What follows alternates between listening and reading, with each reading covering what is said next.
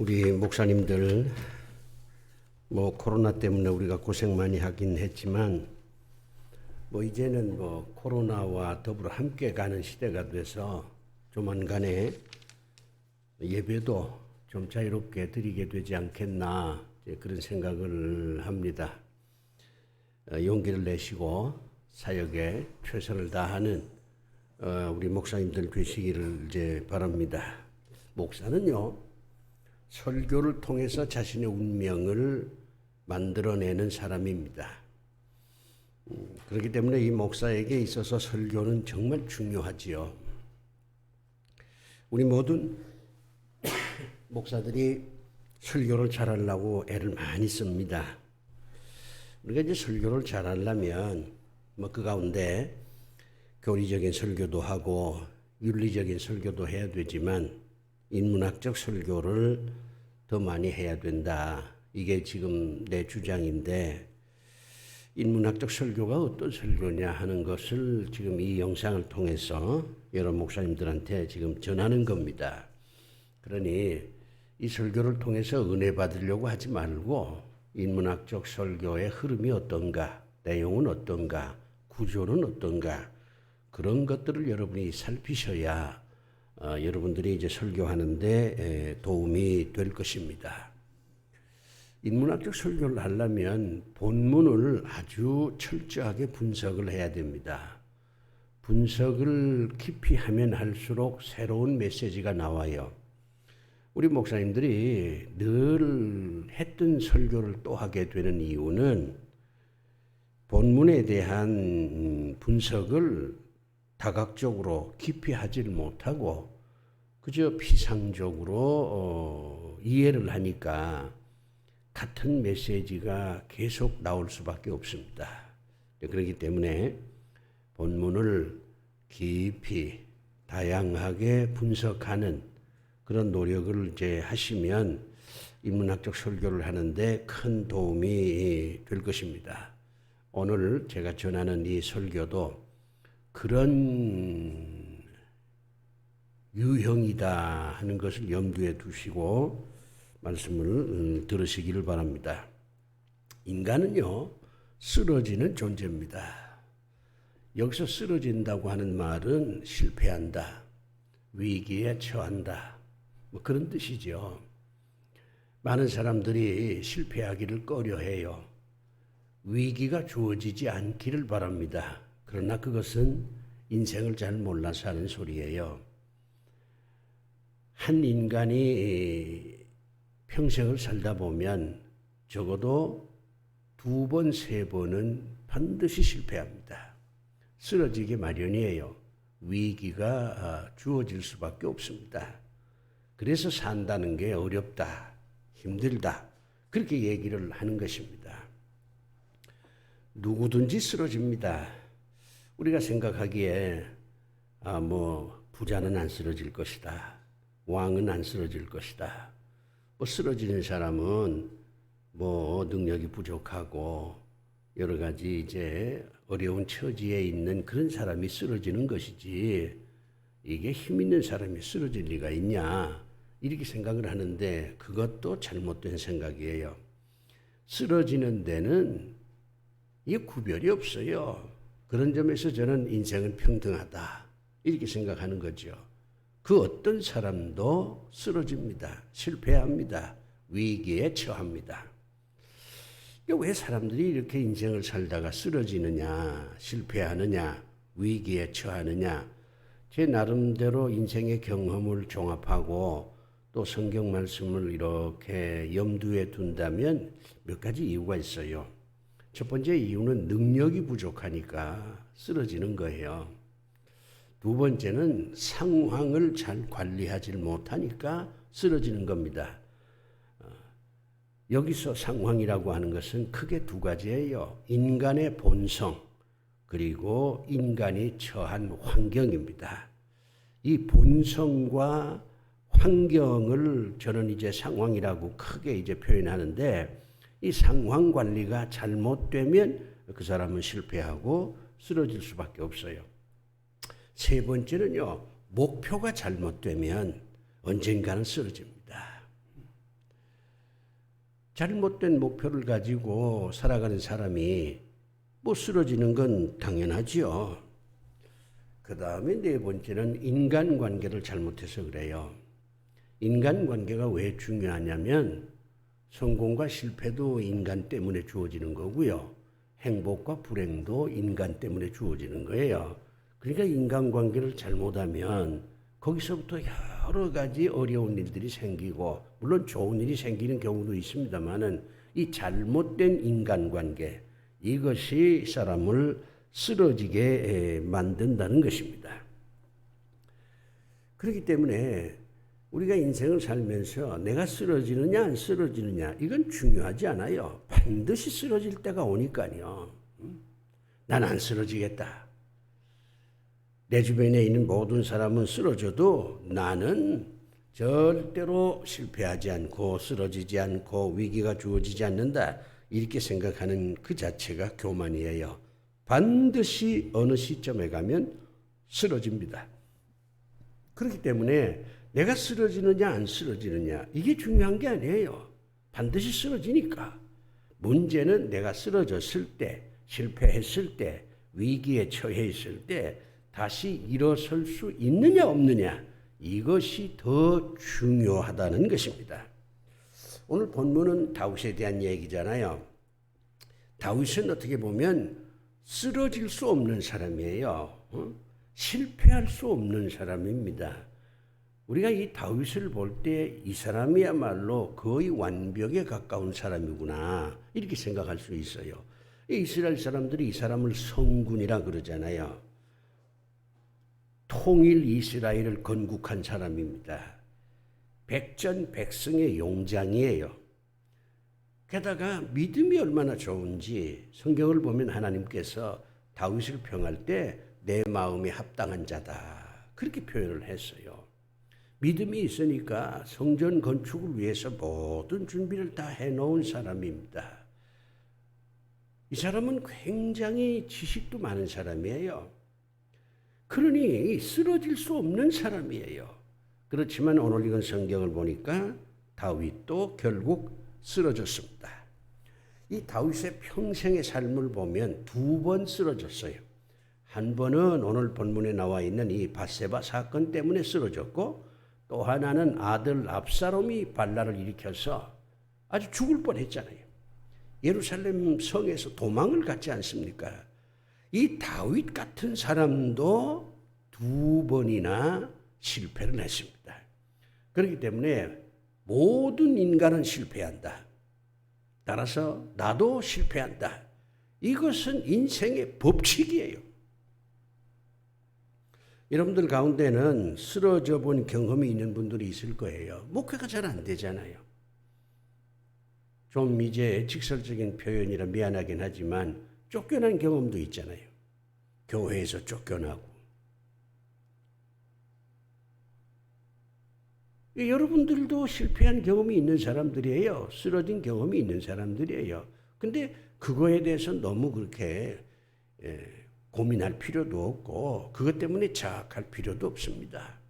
다윗 같은 사람도 쓰러지는데 나 같은 사람이 쓰러지는 거야. 뭐 대단한 거냐. 이렇게 좀 스스로 위안을 받으시면서 다윗이 어떻게 다시 재기했느냐. 그 다윗의 지혜를 여러분이 배우셔야 됩니다. 오늘 본문은 나단 선지자가 이제 다윗 왕에게 아주 질책을 하는 거잖아요. 이제 하나님께서 나단 선지자를 통해서 다윗을 질책하는 겁니다. 여기 보면요, 다윗은 자기 친구 우리아의 아내 밧세바를 취했습니다. 잘못된 거죠. 한 걸음 더 나가서 자기 친구 우리아를 전쟁터에 보내서 죽게 만들었어요. 아주 파렴치한 일을 다윗이 한 겁니다. 아니 성군이 신앙이 깊은 다윗이 이런 짓거리를 했냐? 아주 충격이에요.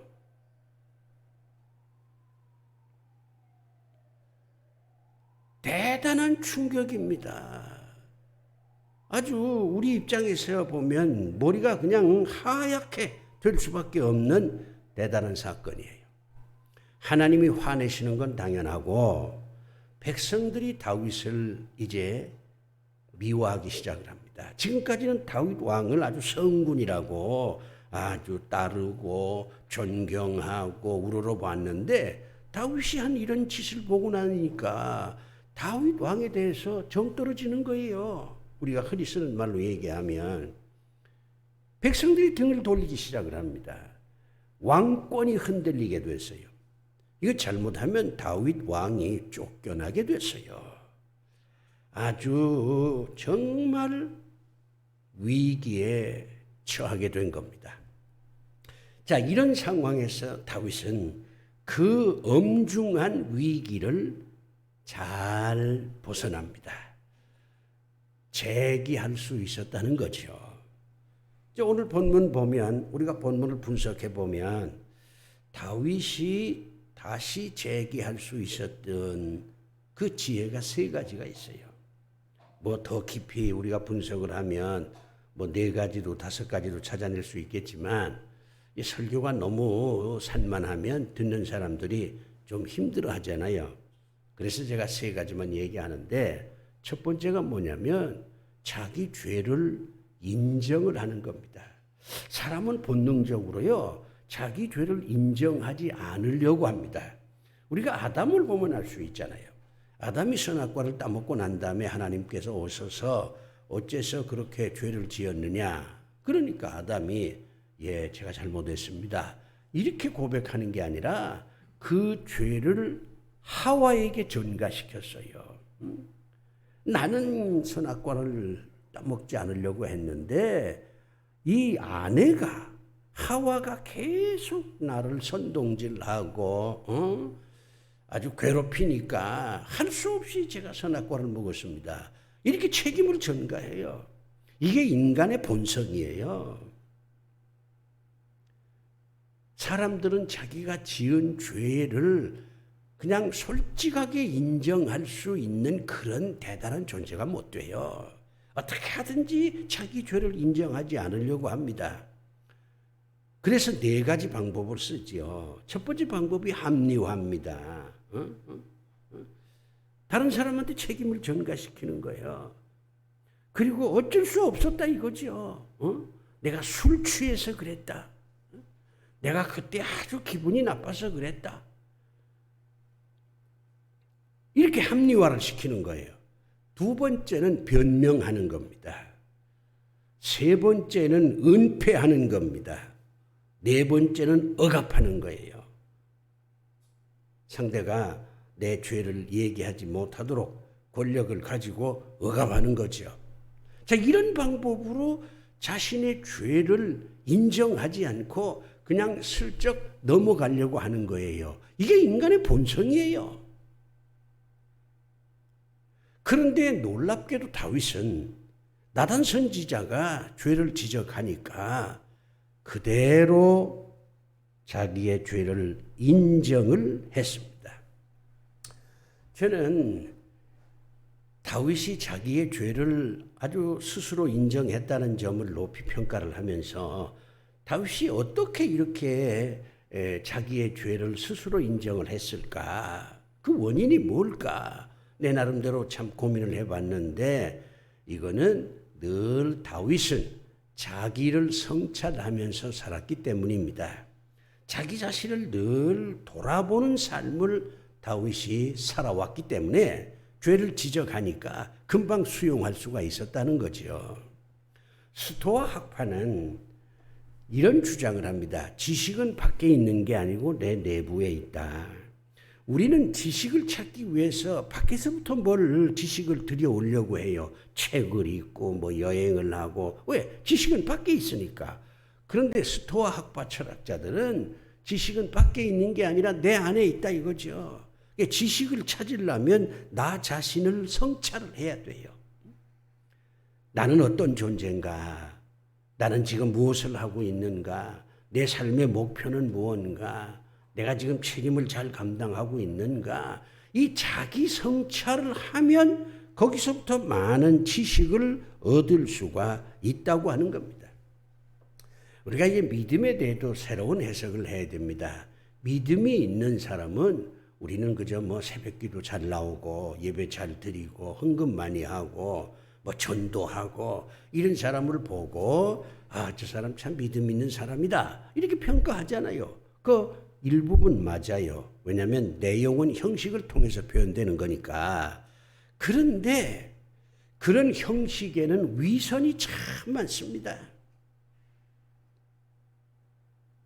교회 분란을 가만히 살펴보면요, 새벽기도 잘하는 사람들이 교회 분란을 더 잘 일으켜요. 정말 믿음 있는 사람은 그런 외형적인 행동도 물론 잘해야 되지만은 더 중요한 것은 자기 성찰을 잘해야 됩니다. 신앙이라고 하는 것은 자기를 살피는 내적 행동이에요. 하나님을 바라보니까 자기 자신도 바라볼 수 있게 된다는 거죠.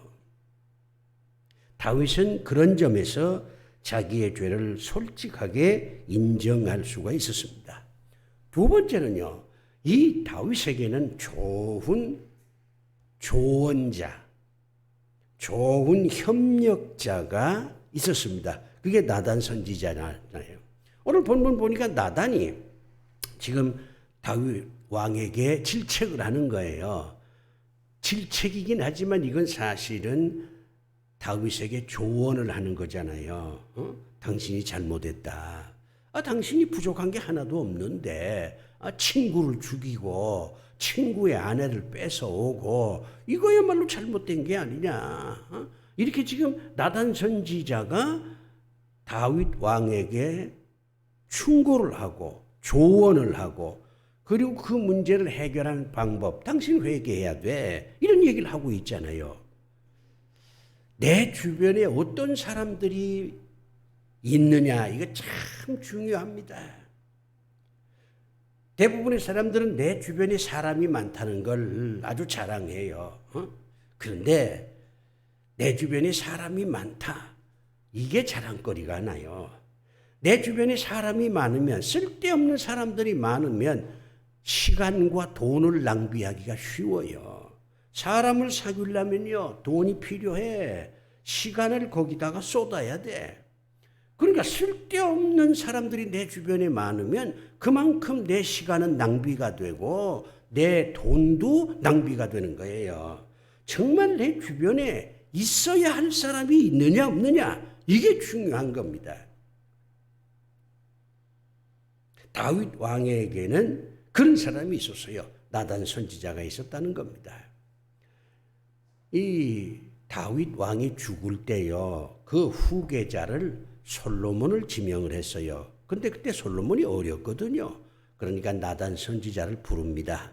그리고 나단 선지자한테 솔로몬이 나이가 어린데 당신이 좀 도와주라.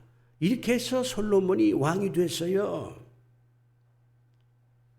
나단 선지자가 없었으면 솔로몬도 왕이 될 수가 없었습니다. 주변에 나에게 정말 좋은 조언을 하고 문제를 해결하는 어떤 지혜로운 방법을 가르쳐주는 그런 사람이 있느냐 없느냐, 이게 정말 중요합니다. 여러분도 한번 주변을 살펴보세요. 여러분하고 커피 마시는 사람 별로 중요하지 않습니다. 커피 마실 때나 필요하지, 커피 안 마실 때는요, 그 사람 필요 없어요. 여러분이 잘못된 것을 지적하고 그걸 이렇게 고쳐야 된다, 이렇게 조언하고 뭐 이런 사람이 필요하지. 무슨 커피 마시고 여행 가고 무슨 뭐 족구하고 이런 사람 물론 필요하죠. 그러나 정말 그런 사람만 있다면 여러분들은 위기에 처해 있을 때 제기할 수가 없어요. 그 다음에 세 번째는요, 이 다윗은 자기가 지은 죄에 대해서 벌을 받았습니다.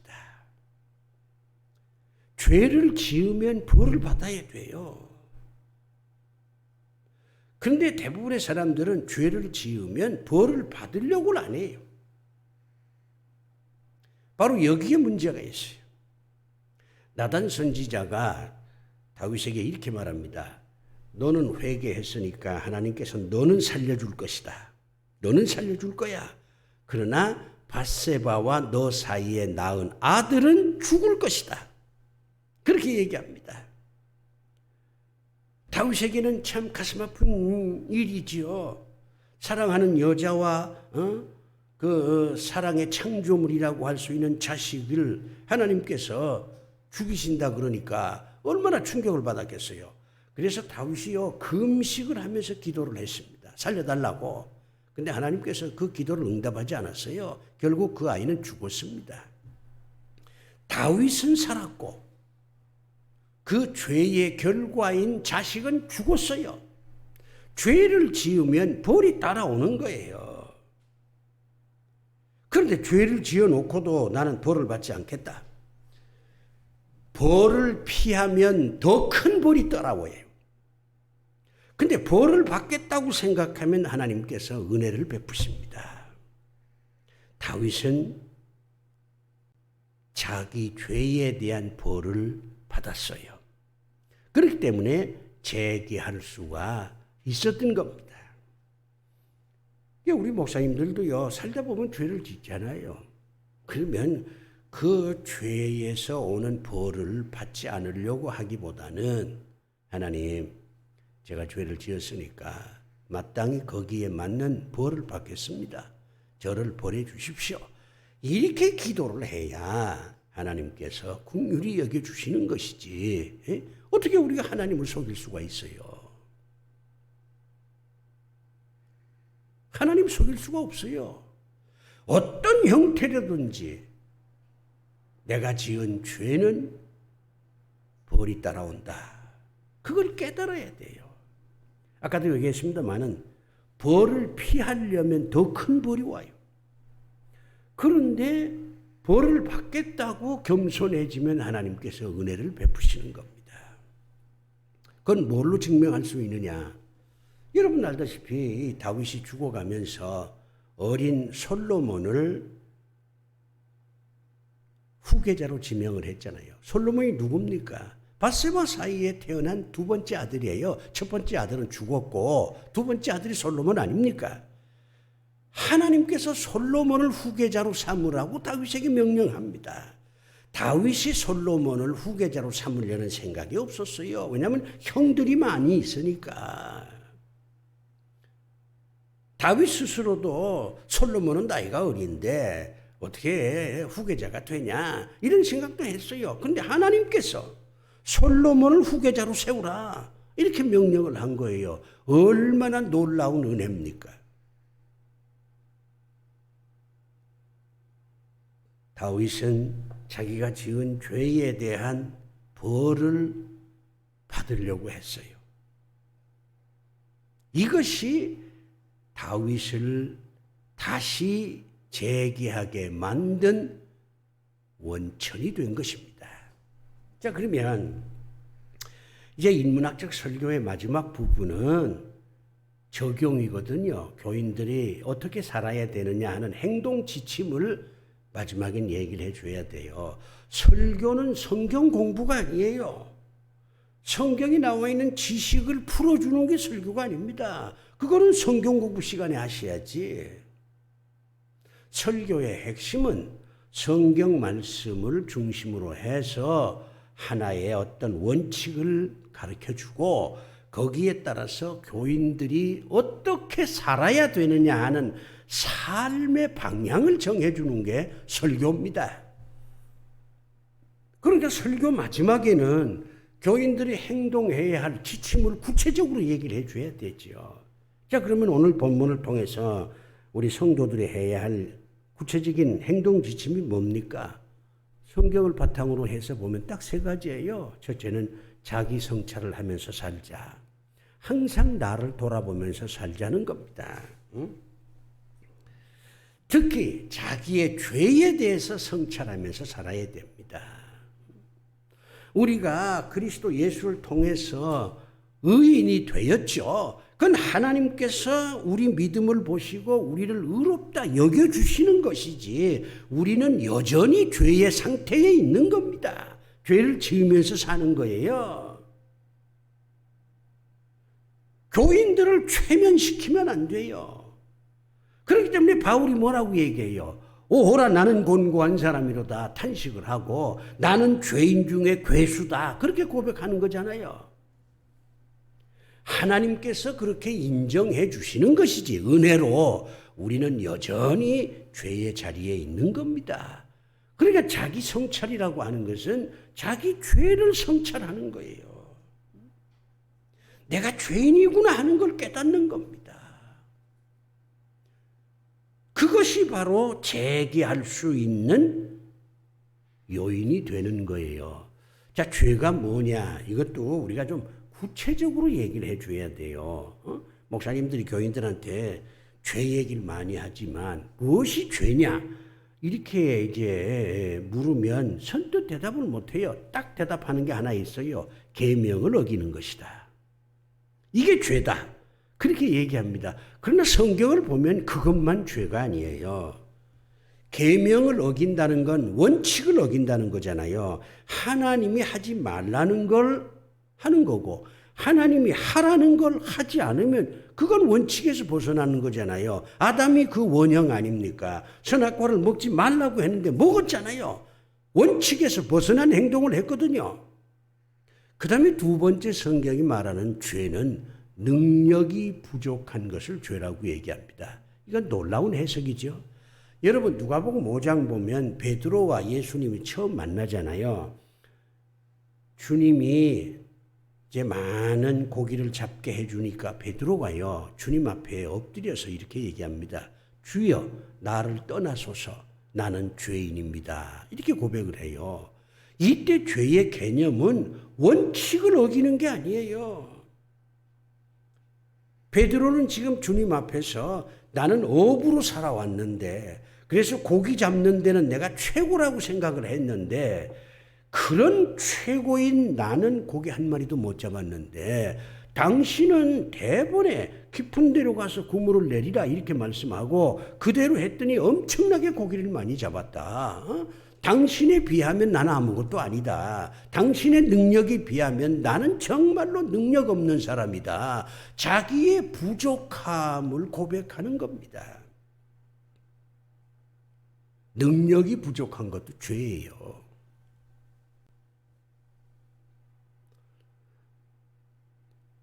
그 다음에 말이죠. 우리가 이 죄가 뭐냐 그러면은 잘못된 목표를 정해놓고 사는 게 또 죄예요. 사도 바울이 그거잖아요. 사도 바울은 예수 믿는 사람을 핍박하는 것이 하나님께 영광을 돌리는 거라고 생각을 했습니다. 그래서 스데반을 죽이는데도 앞장섰고 다메섹으로 가서 예수 믿는 사람들을 핍박하려고 했던 거잖아요. 예수 믿는 사람들을 핍박하는 게 하나님께 영광을 돌리는 것이다. 이런 착각을 한 거예요. 잘못된 목표를 가지고 산 겁니다. 그렇기 때문에 우리는 죄에 대한 성찰을 한다고 하는 것은 이렇게 다양하고 깊은 의미가 있어요. 내가 원칙에 벗어난 행동을 하는구나. 내가 인생을 사는데 능력을 제대로 키우질 못했구나. 응? 내가 목표를 가지고 살았는데 그 목표가 잘못된 것이었구나. 이런 자기 성찰을 하면서 살면 결국은 재기할 수 있다는 겁니다. 두 번째는 좋은 스승, 협력자를 만드는 겁니다. 친구가 아닙니다. 물론 친구일 수도 있어요. 좋은 친구라면 더 뭐 말할 나위가 없죠. 근데 친구 가운데 나쁜 친구도 있잖아요. 그러니까 좋은 친구, 나단 선지자처럼 좋은 조력자, 그 다음에 좋은 어떤 스승. 나단은 이 세 가지를 다 가진 사람이었어요. 내 주변에 사람이 많다는 걸 자랑하지 말고 정말 내 주변에 참된 친구가 몇 명이나 있냐. 나를 도와주고 말이야 내가 어려운 처지에 있을 때 협력해 줄 사람이 몇 명이냐? 인생에 있어서 참된 길을 안내해 주는 스승이 나한테 있느냐? 이런 걸 더 생각을 해야지. 주변에 뭐 차 마실 사람 많고 여행 갈 사람 많고 잡담할 사람 많고 말이지. 이거는 아닙니다. 그렇게 되면 재기하기 어렵습니다. 마지막으로 세 번째는 죄를 범했으면 벌을 받을 각오를 하면서 살아야 합니다. 죄를 범했으면 벌을 받아야 되겠다는 각오가 있어야 돼요. 그러면 하나님께서 은혜를 베풉니다. 아까도 얘기했지만 솔로몬이 결국 그래서 왕이 된 거잖아요. 다윗이 벌을 받겠다고 하는 자세를 가지니까 밧세바와 다윗 사이에 태어난 두 번째 아들 솔로몬이 왕이 되는 거 아닙니까? 하나님께서 은혜를 베푸는 거예요. 여러분 다 잘 아는 톨스토옙스키의 죄와 벌이라는 소설을 봐도 벌을 받으니까 참 사랑을 얻잖아요. 주인공이. 그렇기 때문에 우리가 그저 예수 믿으면 죄 사함 받는다. 이런 교리적인 것만 자꾸 강조하지 말고 자신의 죄에 대해서 인지하고 아파하고 죄를 지었으면 내가 벌을 받겠다고 하는 그런 각오를 가지고 살면 그러면 하나님께서 은혜를 베푸는 거예요. 하나님께서 더 큰 은혜를 우리에게 주어서 우리로 하여금 재기하게 되는 것입니다. 자, 우리 목사님들 인문학적 설교가 어떤 거냐, 어떤 구조를 가지고 있냐, 제 설교를 가만히 좀 분석을 하시고 은혜 받으려고 하지 말아요. 목사님들 다 은혜 받아서 목사님 되셨는데 은혜 받으려고 하지 말고 인문학적 설교가 이런 거로구나, 이런 구조를 가지고 있구나, 이런 걸 배우시면서 현장에서 여러분이 인문학적 설교를 많이 하면 분명히 새로운 메시지가 나오고 교인들도 새롭게 하나님의 말씀을 체험하게 될 것입니다. 부디 낙심하지 마시고 하나님께서 여러분을 목사로 세우셨으니까 이 목회 일을 전심을 다해서 잘 감당하는 그런 우리 후배 목사님들 되시기를 진심으로 바랍니다. 기도합시다. 아버지 하나님, 우리가 어느 시점에 가면 반드시 쓰러집니다. 그러나 다시 재기할 수 있다는 것을 오늘 하나님께서 우리에게 가르쳐 주셨습니다. 다윗이 어떻게 재기했는가를 아버지께서 가르쳐 주셨으니 우리 모두가 다윗의 지혜를 배워서 우리도 쓰러지면 다시 재기할 수 있는 그런 사람들이 되도록 하나님 은총을 베풀어 주시옵소서. 예수 그리스도 이름으로 기도드리옵나이다. 아멘.